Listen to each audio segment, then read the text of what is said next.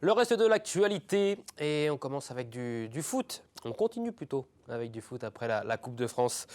Et après un début de match compliqué en National 3 pour les Saboliens, eh bien, les joueurs de Jérôme Drouin sont parvenus à retrouver le succès face à la réserve des Chamois de Niortais au stade Rémy Lambert. À Marwan Awadi ouvre le score juste avant la mi-temps, 1-0, puis 2-0 au retour des vestiaires grâce à Opnicher.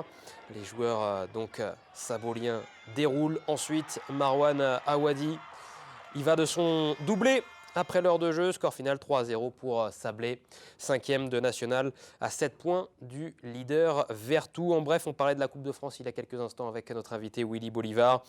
Les joueuses du Mont FC se sont, elles, qualifiées pour le 3e tour en battant Lorient 4-1 ce week-end. Les jeunes joueurs du Mont FC, eux, se sont imposés 3-0 face à Tours et se qualifient pour les 32e de finale de la Coupe Gambardella. Du basket à présent, retour sur le championnat de Betclic Elite et 2 victoires en une semaine pour le MSB après avoir fait une très belle opération en Ligue des Champions mercredi en battant les Grecs de Péristerie. Les Tangos se déplaçaient chez la Lanterne Rouge ce week-end. Victoire nette et sans bavure face à Boulogne-le-Valois. Dishon Schwartz extraordinaire avec 25 points et 6 rebonds. La récente recrue de la Thibaudière, très important lui aussi, 15 points, 6 rebonds, tout comme Devante Jones et ses 9 passes décisives. Les joueurs d'Elric Delors vont chercher les 100 points. Victoire 100-88 à l'extérieur, une victoire qui fait du bien après 3 défaites consécutives en championnat. Le MSB est 9e avant d'accueillir le 11e Saint-Quentin. Ça sera samedi du côté de Antares. On reste sur le basket avec de la National 3. À présent, direction le parquet de la Jalte pour un choc au sommet avec les 2 leaders qui s'affrontent. La Jalte accueille Chaland, début de match plutôt favorable au Manceau, mais Chaland répond du tac au tac. Les spectateurs se régalent avec 2 équipes ultra offensives et un match très très serré. 3 points d'écart à la mi-temps, Chaland mène 41-38 et c'est toujours aussi serré avant le dernier quart. 4 points à remonter pour les joueurs de Paul Coursier qui vont malheureusement céder notamment défensivement dans cette fin de match.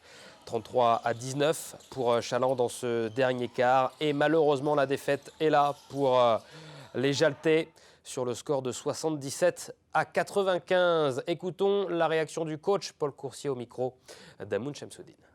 On n'a pas su trouver notre énergie qui fait notre force d'habitude. On s'est un peu désunis, il n'y avait pas la puissance qu'on est capable de collectif qu'on est capable de ressortir par moment. Et ils ont fait une belle partie aussi. Et nous, on a un petit peu déjoué et on le paye cash, quoi. Et défensivement, on n'a pas fait forcément tous les efforts, en tout cas au moment où il fallait les faire. Et du coup, on part avec trop de retard. Voilà, dans l'ensemble, c'est une défaite logique par rapport à notre prestation. Là, il y a la trêve qui va faire du bien dans les corps. C'est dommage de vraiment pas prendre celui-là, surtout que c'est la première défaite à la maison. Mais oui, il faut toujours trouver du moyen de rebondir de toute manière. La Jalte qui est désormais 3e de National 3 avec 2 points de retard sur le leader Montfort. À noter aussi dans ce match les tout premiers points en championnat de Patrick Actry, le jeune poste 1, âgé seulement de 16 ans. On continue avec le basket, on passe à la National 3 féminine. À présent, pour le dernier match de la phase aller, les Pavinoises voulaient finir en beauté cette année 2023. Face à Calais, les joueurs de Guillaume Lemarié n'ont pas calé, et ce malgré un début de match un poil compliqué, mais très rapidement les Sartoises montrent leur supériorité, emmenées notamment par la capitaine Benaboun, encore redoutable d'efficacité notamment à 3 points, 18 points pour elle. Comme pour ses coéquipières Dessomme et Levaux, large victoire 79-51 et une 9e victoire en 10 matchs. Rien que ça. Et oui, promu dans ce championnat de National 3, l'Avenir Saint-Pavin est toujours en tête de ce championnat de National 3 avec un point d'avance sur les poursuivants. On écoute la réaction du coach. C'est jamais simple parce que là on sortait en plus d'une période où on était resté 2 week-ends sans jouer. Donc on n'était pas sûr en termes de rythme. Voilà, il fallait qu'on retrouve des certitudes sur nos habitudes, capables d'enchaîner des efforts. Donc c'est bien, ce soir on fait un match sérieux. Bon, un adversaire qui est diminué en face, mais voilà. Et en plus, bon, qui nous présente 40 minutes de zone, donc en termes de rythme, c'est pas facile de s'habituer comme ça, mais bon, on a prouvé que là, ce soir, on était sérieux dans nos attitudes et c'est bien, enfin un bon match. Elle aussi, elle déroule, elle aussi, elle ne laisse aucune miette à leurs adversaires. Je parle des joueuses de tennis de table de Le Mans-Sarthe TT qui ont remporté un nouveau match ce week-end. Et oui, c'était face à Paris 13, l'une des très grosses équipes de ce championnat professionnel. Première victoire, celle de Ekaterina Goutseva. Derrière, Agnès Lenanik a inscrit le deuxième point manceau avant que, vous le voyez ici sur ces images, Claire Clavier s'impose face à Chou Alexandra. Victoire donc 3-0 pour Le Mans-Sarthe TT. 7 matchs, 7 victoires dans cette phase aller. Les Mancelles sont invaincus et leaders de ce championnat de Pro B. Regardez ces belles images de joie évidemment entre Claire Clavier et Jérôme Suran que je vous propose d'écouter. C'est pas loin du match parfait quand même. Voilà, Katia a assuré sur une fille qui n'avait jamais perdu encore dans le championnat. Donc c'était important pour elle de la battre. Agnès, elle a fait un match exceptionnel sur l'IUA. Elle reste sur 2 défaites difficiles sur elle. Et aujourd'hui, elle a fait preuve de beaucoup de courage pour la battre. Et Claire fait un match extrêmement sérieux derrière pour emmener l'équipe à la victoire. Je sais pas, grand match. Les filles ont super bien commencé la rencontre. Katia a fait un match solide. Agnès a fait un grand match. C'est pas le premier de la saison. Elle est vraiment sur une bonne dynamique. Donc on profite. La saison est longue. On l'a dit depuis le début de l'année. La saison va être longue. Et là, on va profiter. On va profiter des fêtes. Et puis on reviendra en pleine forme en janvier. De très bonnes augures, évidemment, pour la phase retour qui commencera donc en janvier pour les joueuses de Jérôme Suran. Avec cette première phase magnifique des joueuses de Le Mans-Sarthe tennis de table, évidemment avec ces 7 victoires en 7 matchs et cette première place au classement. On va écouter le président, et justement, qui va peut-être faire un premier bilan à mi-saison. On l'écoute. Une belle phase aller, tous les objectifs sont atteints puisque l'équipe garçon monte en N2, la Pro B filles évidemment est en tête de son groupe, donc champion d'automne honorifique. Donc voilà, notre équipe de N3 filles monte aussi, la N1 se maintient filles, donc une belle première phase. La saison est longue, hein, on n'est qu'à la moitié. On a eu aussi un maximum de réussite sur tous les matchs, mais je crois que la réussite c'est aussi lié à ce que je vous ai dit un peu avant. Mais voilà, il nous reste encore 7 matchs à faire et puis on va les prendre les uns après les autres comme depuis le début. La montée, on le dit depuis le début, c'est pas un objectif en soi parce que l'échelon de la Pro est un échelon encore autre avec d'autres enjeux.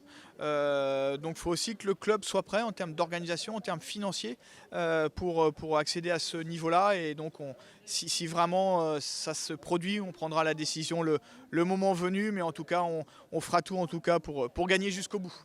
Affaire à suivre du côté de Le Mans-Sarthe TT donc pour potentiellement cette montée en Pro A, on le souhaite donc aux joueuses de Jérôme Suran. On passe tout de suite à ce qu'il va se passer cette semaine et ce week-end en Sarthe, c'est la carte des sports.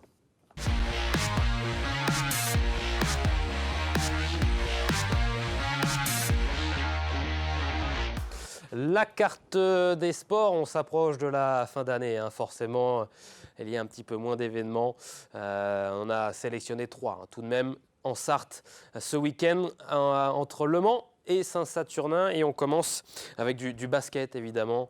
Le match du MSB ce samedi, donc on en parlait il y a quelques instants.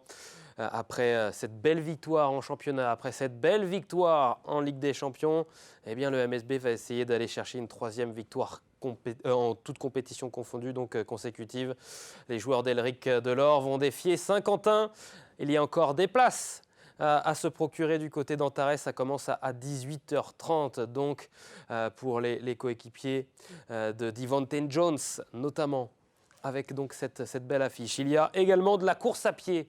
Là aussi, c'est samedi du côté de Saint-Saturnin avec la traditionnelle corrida de Noël, donc avec plusieurs parcours en course à pied, 2 km, 5 km et 10 km. N'hésitez pas pour préparer les fêtes, à prendre un petit peu d'avance sur les excès qu'on va pouvoir peut-être faire durant les fêtes, évidemment, avec tout un tas d'animations du côté de Saint-Saturnin. N'hésitez pas à vous rendre sur place. Les inscriptions sont encore possibles. Également de la course à pied, avec un petit peu plus de boue, très certainement, du côté du Mans donc, et de ce cross-country du côté de l'Arche de la Nature, avec ce 100e cross US Le Mans à partir de 10h et ce jusqu'à 16h30. N'hésitez pas là aussi dimanche à vous rendre sur place. Il y a plusieurs courses avec les plus jeunes sur 4 km 5. Il y a le cross court hommes et femmes à partir de 14h45 et derrière les espoirs à partir de 15h15 et le début des courses c'est à partir de 10h. Voilà, comme je vous l'ai dit, 10h15 m'indique Amoun Chamsoudine dans l'oreillette. Dans quelques instants, on sera avec une championne du monde de moto trial. Il s'agit d'Alicia Soyer qui s'entraîne du côté de Saint-Léonard-des-Bois. Elle sera dans un instant avec nous ici. Elle n'amène pas la moto, mais on sera comme si on y était. A tout de suite.